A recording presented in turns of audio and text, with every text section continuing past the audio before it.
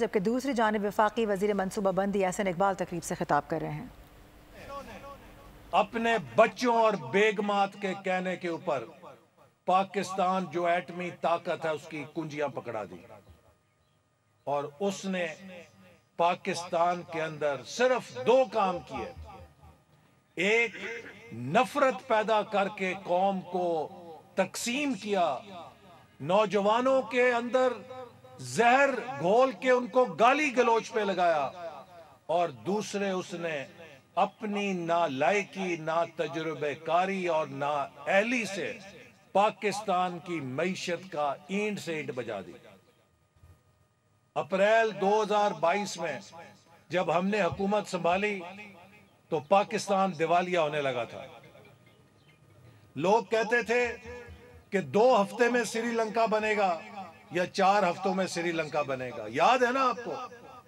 میرے بھائیوں، سری لنکا دیوالیہ ہو سکتا ہے، لیکن ایک ایٹمی طاقت دیوالیہ نہیں ہو سکتی۔ اگر ایٹمی طاقت دیوالیہ ہو جائے تو اس کی ایٹمی طاقت کے لیے خطرات پیدا ہو جاتے ہیں۔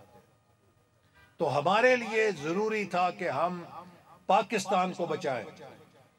12 جماعتوں نے مل کر حکومت سنبھالی، اور وہ سب ایک دوسرے کے مخالف تھے، لیکن اس ملک کو بچانے کے لیے اکٹھے ہوئے، اور 16 مہینے انہوں نے اس ملک کی معیشت کو اس دیوالیہ ہونے سے بچانے کے لیے مشکل ترین فیصلے کیے۔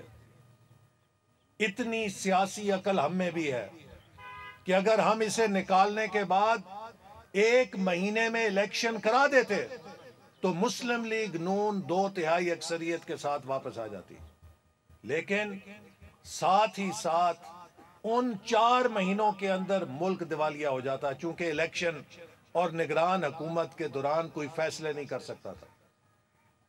تو ہم نے فیصلہ کیا کہ ہمیں اپنی سیاست سے زیادہ ریاست عزیز ہے، چونکہ یہ ریاست ہوگی تو سیاست ہوگی۔ اگر خدا نہ خواستہ ریاست نہیں ہوگی تو سیاست بھی کسی کی نہیں بچے گی۔ تو ہم نے اس ملک کو ان مشکل فیصلوں کے ذریعے جو عمران خان نے آئی ایم ایف کے ساتھ طے کیے تھے، آئی ایم ایف کے ساتھ معاہدہ عمران خان کر کے گیا تھا، اس معاہدے پر ہمیں عمل کرنا پڑا، چونکہ اس نے اس پر عمل نہیں کیا تھا۔ تو اس کے نتیجے میں پٹرول، ڈیزل کی قیمتیں بین الاقوامی قیمتوں کے ساتھ ملانی پڑیں، چونکہ اس پہ پاکستان دستخط کر چکا تھا۔ ہمیں پتا تھا کہ اگر 150 روپیہ لیٹر قیمت بڑھے گی تو اس سے مہنگائی اور بڑھے گی، لیکن ہمارے پاس کوئی راستہ نہیں تھا۔ یا ملک بچائیں یا پھر اپنی سیاست بچائیں۔ ہم نے ملک بچایا، اور میں پاکستان کے عوام کو سلام کرنا چاہتا ہوں کہ اس مہنگائی کی لہر کو لوگوں نے نہایت قربانیوں کے ساتھ، مشکلات کے ساتھ اس سے وہ گزرے، لیکن ملک کے اندر کوئی احتجاج نہیں ہوا۔ 4 آنے چینی کی قیمت بڑھنے پہ ایوب خان کی 150 روپیہ لیٹر تیل بڑھا، ڈیزل بڑھا، لیکن پاکستان میں کوئی مظاہرہ نہیں ہوا۔ کیوں؟ اس لیے کہ لوگوں کو پتا تھا کہ یہ جو کڑوی گولی ہم کھا رہے ہیں، اس کڑوی گولی کا ذمہ دار یہ ڈاکٹر نہیں ہے جو ہمارا علاج کر رہا ہے، اس کڑوی گولی کا ذمہ دار وہ شخص ہے جو پاکستان کو بیماری دے کر گیا ہے۔ تو لوگوں نے ہمارا ساتھ دیا، اس مشکل مہنگائی کے عذاب کے اندر قوم نے خود کو اس آگ میں سے گزارا، لیکن آج الحمدللہ وہ مہنگائی جو 38% پہ جس کی شرح چلی گئی تھی، آج اس کی شرح 4% پہ گر کے واپس آ گئی ہے، اور اب پاکستان کی معیشت آہستہ آہستہ سنبھلنے لگی ہے۔ سٹاک مارکیٹ جو کراچی کی ہے وہ 30,000 کے اوپر گری ہوئی تھی، آج وہ 1 لاکھ پوائنٹ کو کراس کر چکی ہے، اور دنیا کی سب سے کامیاب سٹاک مارکیٹ بن چکی ہے۔ سٹاک مارکیٹ کا مطلب یہ ہے کہ جو सरमाया कार है वो पाकिस्तान में पैसा लगा रहे हैं, उनका पाकिस्तान पे एतमाद बहाल हो रहा है। मेरे भाइयों, जब मुल्क दोबारा तरक्की के रास्ते पे चल पड़ा है तो आप मुझे बताएं, आप जिम्मेदार हैं, जब आप जमीन पे मेहनत करके हल चला के खेत तैयार कर देते हैं और उसमें बेहतरीन बीज लगा देते हैं, तो क्या जमीन में बीज लगाने के बाद फिर कोई हल चलाता है? फिर फसल लेने के लिए आपको मिट्टी को अमन और सुकून देना होता है। आज हमने भी हल चलाकर जमीन तैयार करके उसमें बेहतरीन पॉलिसियों के बीज लगा दिए हैं। अब अगर इन पॉलिसियों के बीज से फल खाना है तो हमें पाकिस्तान की धरती को अमन, सुकून और इस्तेहकाम देना है। अगर हमने अमन, सुकून और इस्तेहकाम नहीं दिया तो ये सारी मेहनत पे पानी फिर जाएगा। तो क्या पाकिस्तान को अमन की जरूरत है या पाकिस्तान को धरने और इंतशार की जरूरत है? क्या पाकिस्तान को सिविल नाफरमानी की जरूरत है या पाकिस्तान को तरक्की के रास्ते पे चलने की जरूरत है? ये जमात इस वक्त फसादियों का, इंतशारियों के टोले के हाथ में यरगमाल बन चुकी है। ये जमात पाकिस्तान के दुश्मनों के हाथों में यरगमाल बन चुकी है और आज पाकिस्तान के दुश्मन इससे सिर्फ पाकिस्तान की रियासत को बदनाम करने का काम ले रहे हैं। आज इनसे जो इनके पीछे इनके इस्राइल की लॉबी है, वो चाहती है कि इनके जरिए दुनिया की तवज्जो गजा से हट जाए और पाकिस्तान की तरफ चली जाए। आप मुझे बताएं, जो गजा का जुल्म हो रहा है, क्या हुआ इस्लामाबाद में जो गजा में हो रहा है? इस्लामाबाद में तो तुमने पुलिस वालों को मारा, तुमने रेंजर्स को मारा और उसके बाद दुनिया में ये पैगाम दे रहे हो कि इस्लामाबाद में गजा से ज्यादा जुल्म हो गया है। तो तुम किसका काम कर रहे हो? अगर तुम दुनिया को ये बतला रहे हो कि इस्लामाबाद में गजा से और कश्मीर से ज्यादा जुल्म हुआ है, तो तुम हिंदुस्तान और इस्राइल को खुश कर रहे हो कि तवज्जो दुनिया की उधर से हटके पाकिस्तान के पीछे पड़ जाए।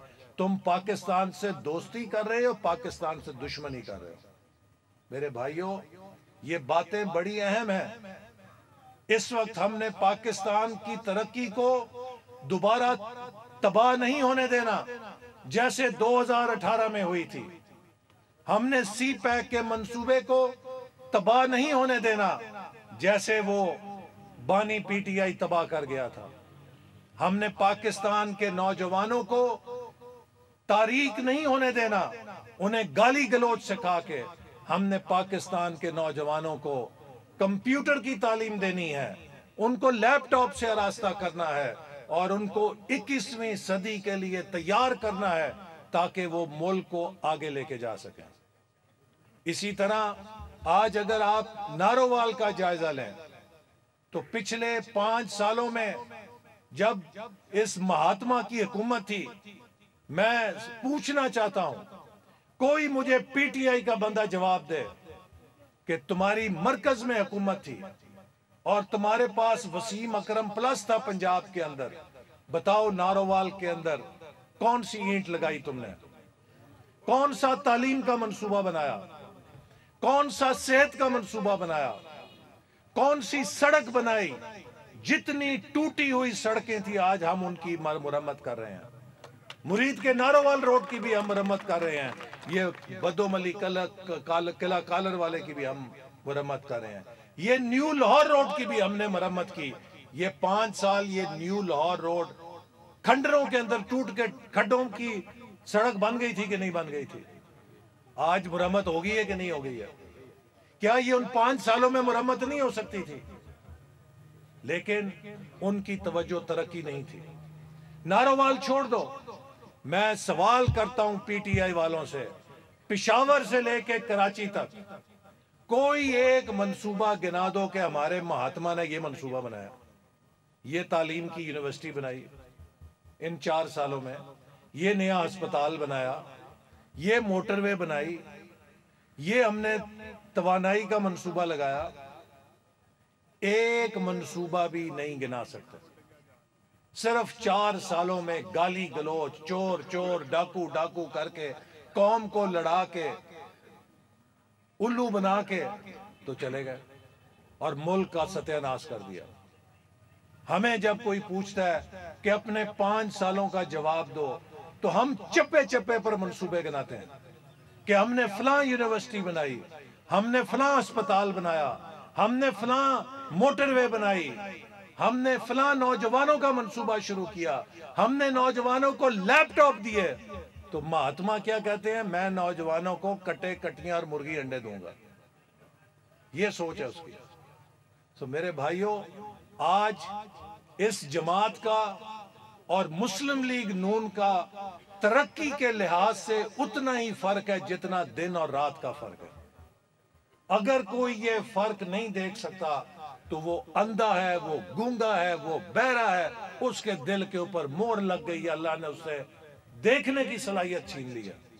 लेकिन अगर कोई शख्स खुले दिल से, खुले दिमाग से पाकिस्तान के ऊपर नजर डालेगा तो उसको पता चलेगा कि पाकिस्तान के चप्पे चप्पे पर जहां पर भी तरक्की का मंसूबा है, उस पे नवाज शरीफ की मोहर लगी है या मुस्लिम लीग नून की मोहर लगी हुई है।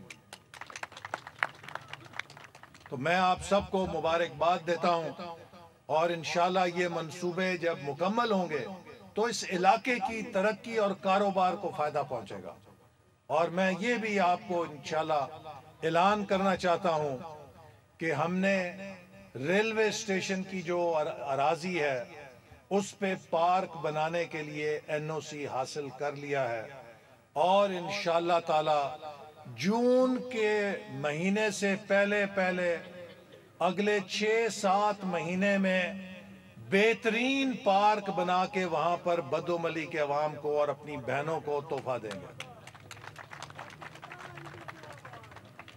क्योंकि हमारा मंशूर सिर्फ तरक्की है। और इसी तरह आपको मालूम है कि इस साल नारोवाल मेडिकल कॉलेज भी अपने दाखिलों का आगाज कर रहा है।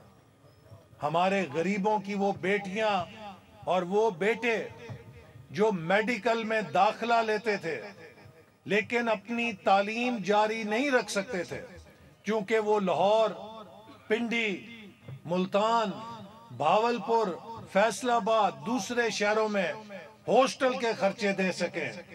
मेरे पास कई नौजवान आए कि हमारा मेडिकल में दाखिला हुआ लेकिन हम छोड़ने पे मजबूर हो गए क्योंकि हम हॉस्टल का खर्चा नहीं दे सकते थे। अब कोई नारोवाल की वफाकी वजीर मनसूबाबंदी यासिन इकबाल इस वक्त तकरीब से खिताब कर रहे हैं। सब्सक्राइब करें और बेल दबाएं ताकि कोई खबर रह न जाए।